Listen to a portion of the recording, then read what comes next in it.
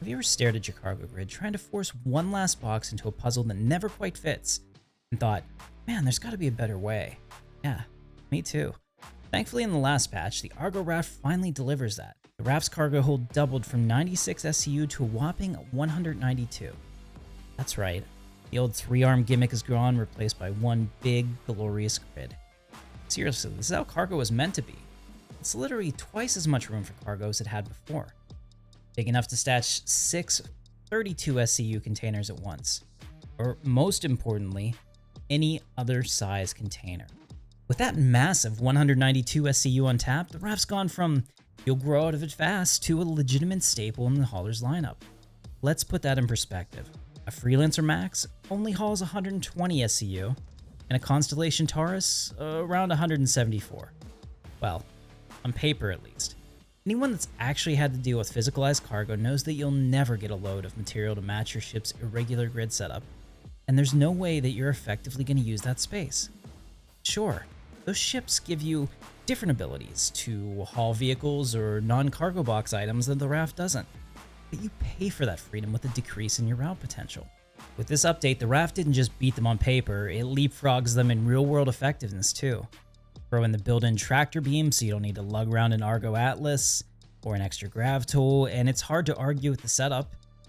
Max cruise too, so if you've got a co-pilot, loading logistics just moves much faster. But you're not missing anything by running it solo. I wouldn't recommend taking a ship like the Star Lancer out alone.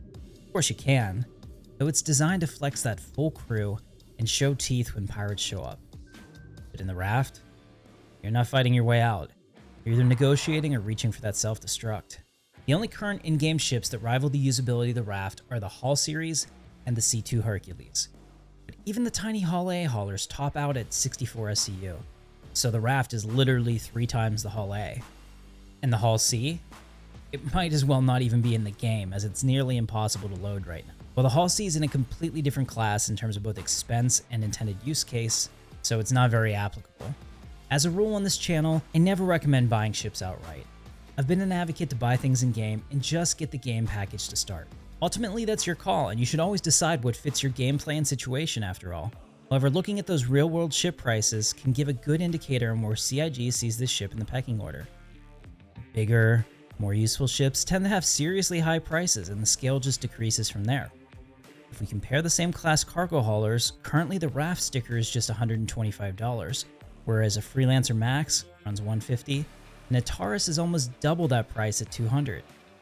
In raw cargo per dollar, the RAFT is off the charts, well, for now.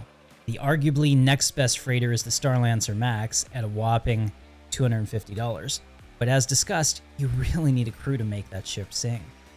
Of course, that amazing value is not going to last. The RAFT isn't for sale on the pledge store right now, so unless you had an upgrade, CCU in your hangar, a ship and buyback, or use the gray market, you aren't buying the ship with real money right now. Next time it goes on sale, I'd expect it to be around $200, but you can get it in-game right now, and at 3.2 million Alpha UEC, it's an absolute steal. I can't recommend it enough. That price will 100% change, so act fast. Enough about specs, let's talk about gameplay. It means your trade runs just got a whole lot tighter and a lot more profitable. I can now fit 2 medium-sized cargo missions into a single run with no wasted trips. That means direct routes between 2 points for around 100k Alpha UEC per run. Find a city to orbital station route like Orison to Seraphim that repeats, and you don't even have to leave the planet's gravitational orbit to make serious credits. Fill up with wasted Orison, and whatever other small cargo haul you can find direct to Seraphim, then bring back 2 medium direct routes from Seraphim to Orison. For the PvP adverse, people that really don't want to be bothered with griefing bullshit, as we discussed in my prior video, it's as low risk as this game gets. As I mentioned at the drop, the change to loading is simpler, saving you time, and we all know time is money.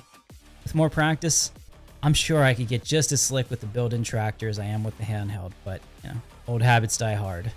Just ask John McClane. If you haven't heard, dynamic weather is coming in 4.2, and while it's still based on leaks and early teases, what we've seen so far looks glorious. Limiting your trips outside the ship may become important after that, and that internal protected tractor beam station is going to be worth its weight in Alpha UEC.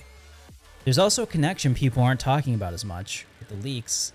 and we're seeing the introduction of radiation gameplay in the verse.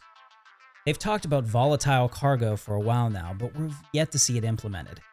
When that hits, if cargo starts taking on the properties of the materials that you're transporting, you'll want that external cargo grid and protected tractor beam. There's no solid gameplay leak on it yet, but the theory crafter in me can absolutely see radioactive crates wreaking havoc on ship systems as part of the engineering gameplay loop. An external grid away from critical systems and the player character gives the RAFT another subtle advantage. It's not all roses, of course. We have to talk about the aesthetics. Listen, it's Argo. It looks like someone took a cargo crate, slapped some engines on it, and called it a day. It's Argo through and through. All function, no flair. The RAFT doesn't apologize for being utilitarian, which is a polite way of saying it's kind of ugly. Like, really ugly. But in a way that grows on you. Eventually. Maybe. Thankfully, the cockpit is roomy and offers you a fantastic view, enough to help you forget about the shipping container strapped to your back. If you like efficient play instead of flashy combat scenes and don't really care how it looks, the RAFT just became the sleeper king. Picture the kind of trader who greets the morning calculating trade-offs and never wastes a quantum jump hauling empty. The RAFT is made for that pilot.